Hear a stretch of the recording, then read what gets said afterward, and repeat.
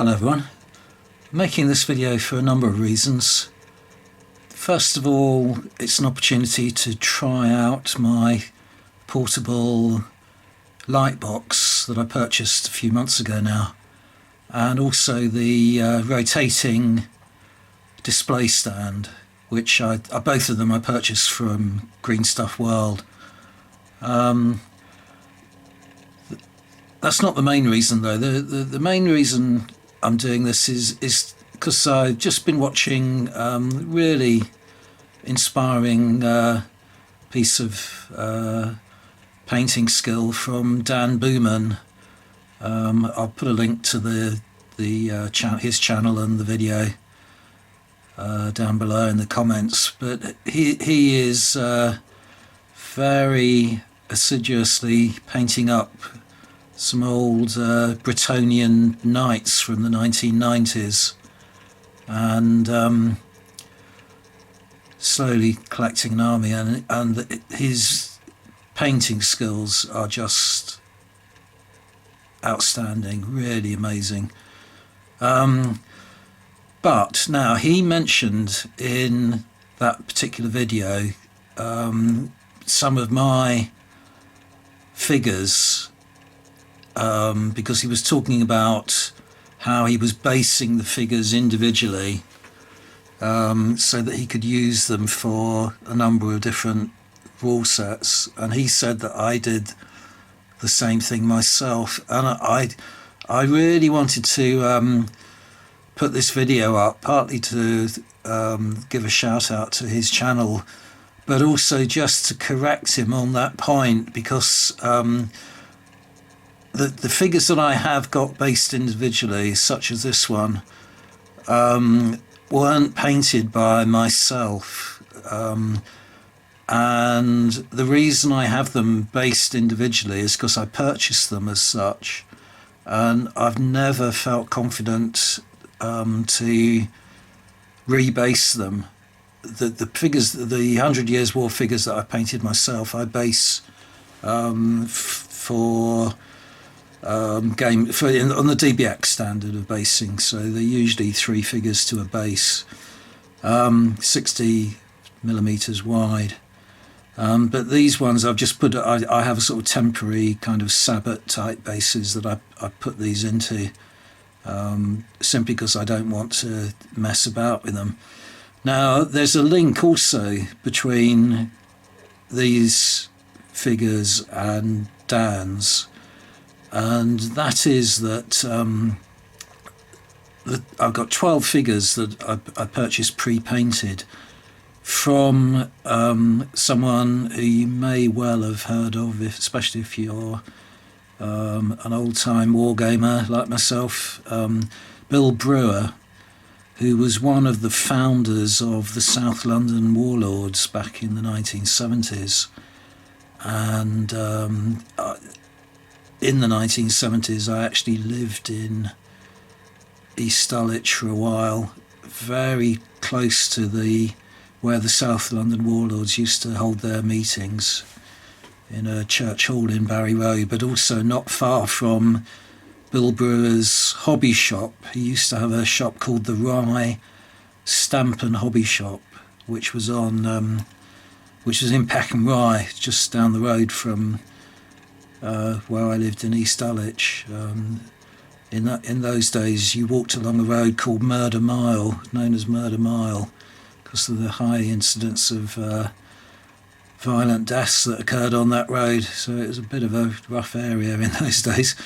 Anyway, that's beside the point. Now, Bill Brewer was famed for his painting skills. After he gave up the shop, and maybe even for a period while he ran the shop, he was a professional figure painter as well. And this figure I purchased in the mid-1980s, to give you an idea of how Bill Brewer really raised the game. You know, there were very few painters around who produce figures of this quality. And nowadays, Bill Brewer passed away in, I think it was 1998. It was towards the end of the 20th century. But South London Warlords, obviously famous as well for holding their annual convention called Salute, and they name their one of their painting prizes after Bill Brewer. So I think the sort of overall leader of the show, overall prize winner, gets the Bill Brewer trophy. And the point I want to make, really, and the link to Dan Buman's painting, is that Dan Buman's skill, I would say, exceeds Bill Brewer's now. Really astonishing detail that he's been able to get on his knights. So anyway, I thought you might be interested to see my 12 figures that I have from Bill Brewer. They are beginning to age a little bit now. Some of the bases have got a little bit chipped. The paint, maybe the paint's beginning to kind of tarnish a little bit, dull, I don't know. But they still are wonderful figures. I'm really glad to have them in my collection. It's very rare that I buy pre-painted figures, either because I think I can do better myself, or because I can't match the colours, or I can't match the skill. So they look, they sort of stand out like a sore thumb one way or another in my armies. But and as I say, I wanted to just correct that comment that Dan made, in case anyone looked back at my old videos and imagined that I'd painted these myself. So, because I certainly don't want to steal credit from Bill Brewer. Right, so I'll go through the 12 of them then anyway, just to try out my new rotating stand as well. And this first one that you've probably seen for long enough now is the Comte d'Estrée. So the heraldry is actually historically accurate for French knight of the time. So on to the next one now. Right, next up you have Louis de Brienne. Now I'm wondering, this is a bit of an experiment in itself, I'm wondering, because there's very long spear or lance on this figure, whether it'll throw the figure out of focus as it comes around. Doesn't appear to be. But Bill Brewer used to use very long brass rods. I noticed there's a bit of a hair on that.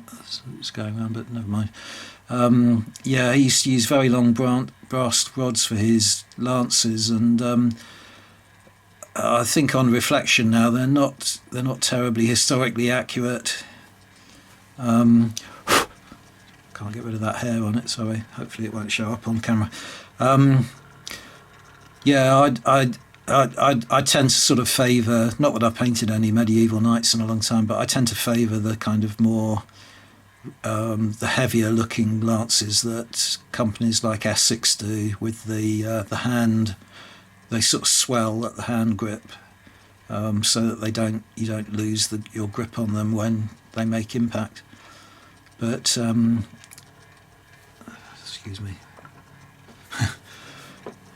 Yeah, just look at the detail on that shield, the heraldry. But as I say, check out Dan Buman's channel, because his skill is definitely up to this. On to the next one. So this figure is Jean de Clermont. Again, you can't even see the tip of it, the very long spear. In the end, I only purchased 3 figures from him that had long spears like this, simply because they're such a nuisance. Difficult to store, and you can do yourself an injury on them if your hand catches them. Not to criticise too much, we certainly don't want to criticise Bill Brewer's work, but another thing I might have issues with is the blue colour that he uses.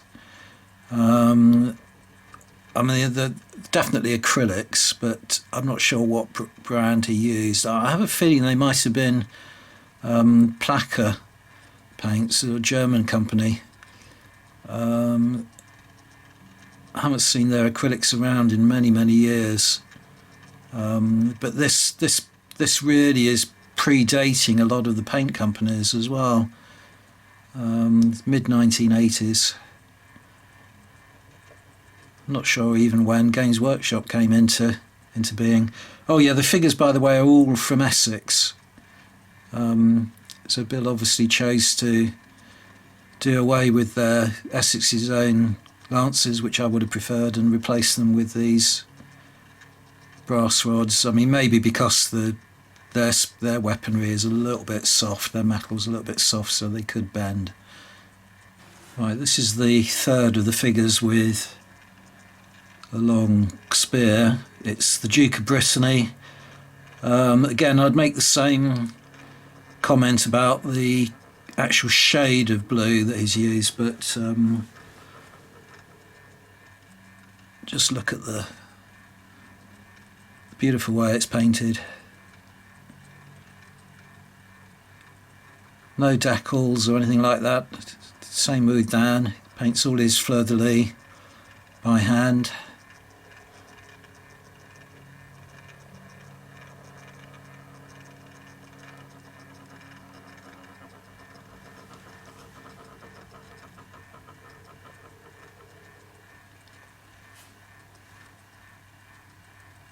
Quite pleased with this rotating stand and the light box. I mean, the light box itself, I'm not doing a review of the light box, it's been done by, I think it was Anatoly's War Room, if I remember, that I first saw it on. It's a little bit flimsy, but it is meant to be portable. But for single figures, I mean, this works quite well. So I'm quite pleased with that as well. This guy is the Seigneur de Beaumesnil.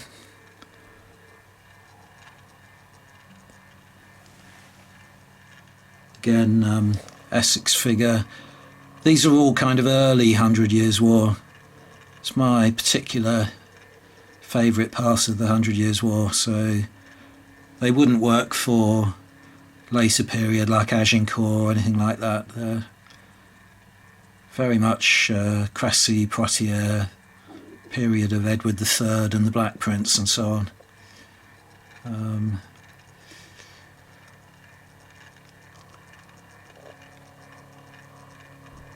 It's a period I might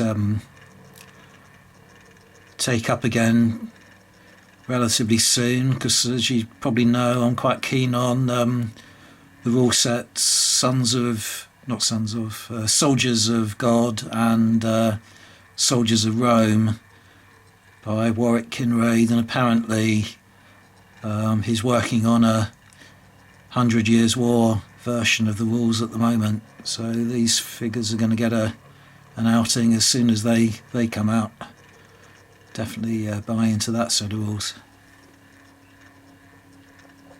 This is De Flandre, so presumably Lord of Flanders, Flemish knight.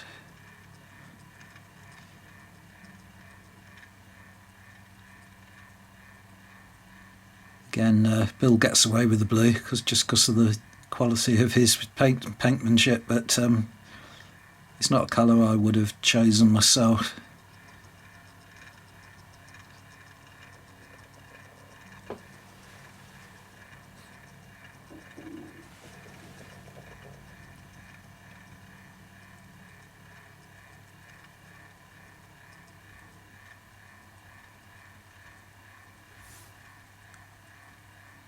And this guy is Robert de Duca.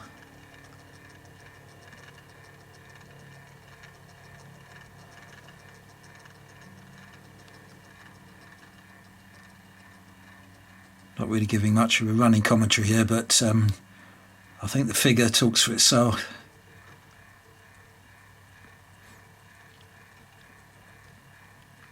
Really like the way he paints armour as well, or he painted armour. Again, not sure what paints he used. He could be quite acerbic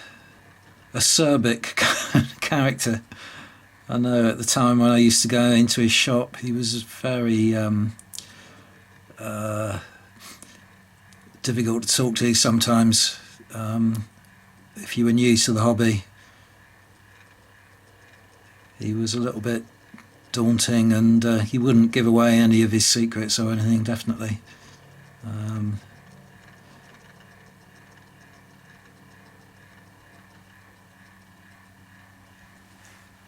But I mean, the only thing again to say is, you're talking that these are nearly 40 years old now.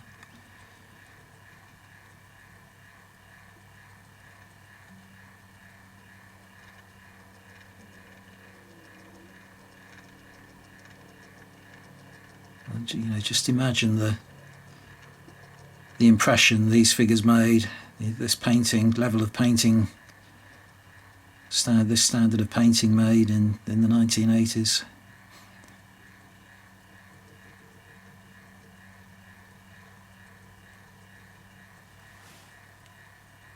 Now this one, I'm having difficulty getting my tongue around. His title is the Seigneur de Kersmazes, something like that. Not entirely sure. And this is one of the ones where, as I say, I think the white has got very discoloured over the years. I mean, 40 years, but not really sure why this one in particular has coloured like that, unless it was painted to be a sort of off-white colour. But to my eye, it does look a little bit kind of tarnished, yellowed almost, the white, rather than that was his intention at the time. It might be something to do with the paints he used, or maybe it's the varnish. Maybe the varnish has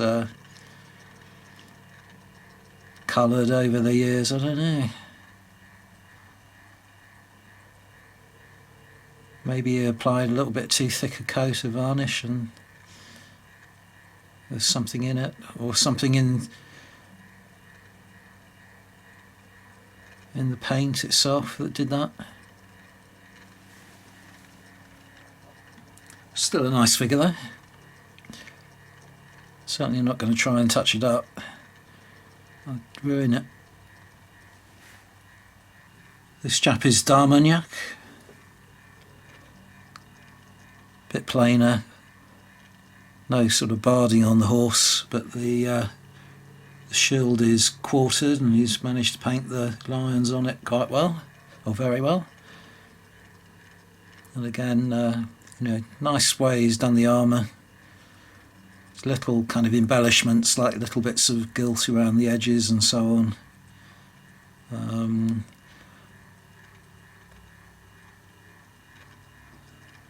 It's all too easy to make armour look a little bit too shiny and polished, I think. I much prefer this kind of dulled down kind of metal appearance. But never know how he did it now.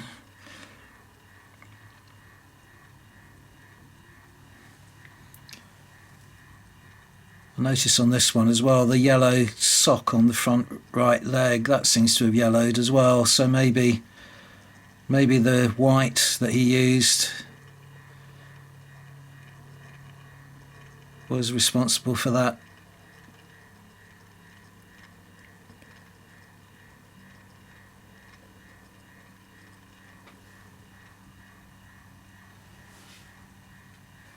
This is the Vicomte d'Arras.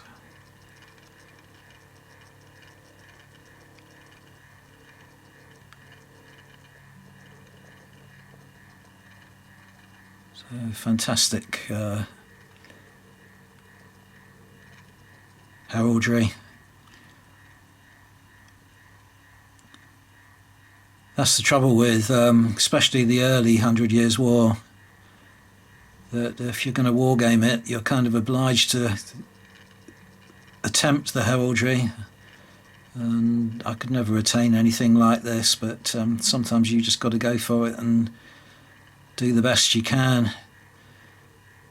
And I mean, there's even things like you'll notice on this one that the lion, or is it a lion? I suppose it's a lion, is facing forward on both flanks.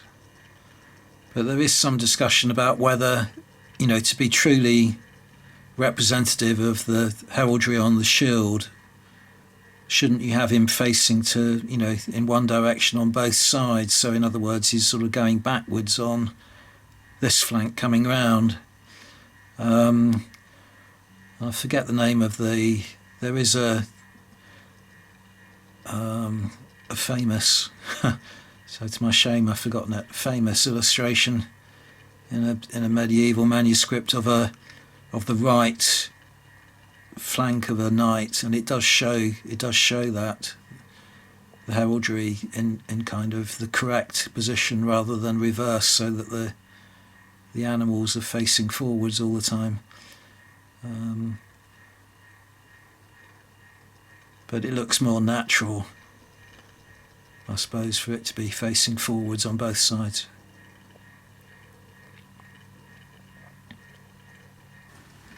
This is Jean de Courcy.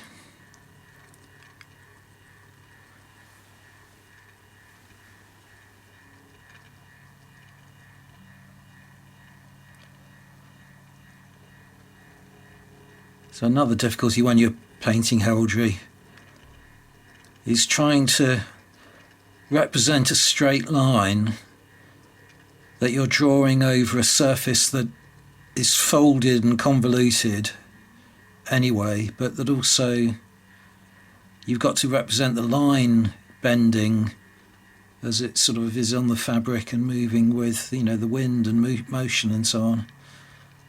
It's really hard to achieve. Dan Buman was saying that he uses a pencil to draw in, represent the straight lines first of all, which is a good idea, but you've still got that difficulty of knowing when to actually represent a curve in a straight line, if that makes sense. A bend in the fabric. So it's a real acquired skill.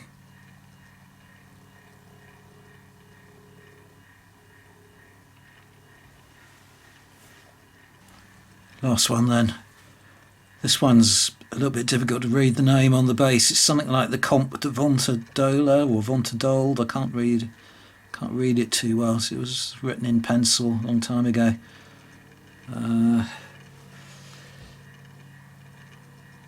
This is one of the ones that's, I don't know if you can see it, but the base has got a tiny chip in it, which I suppose I could touch up and repair at some stage. It's just, you know, even a simple thing like that, though, I feel I won't do it justice with my own paint skills.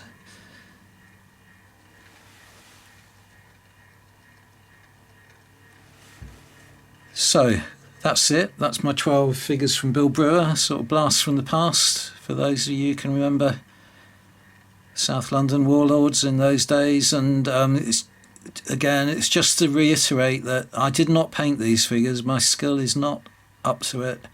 You know, if you got that impression from what Dan said. Oh, what's that? Battery seems to have stopped. Didn't last for very long. There we go.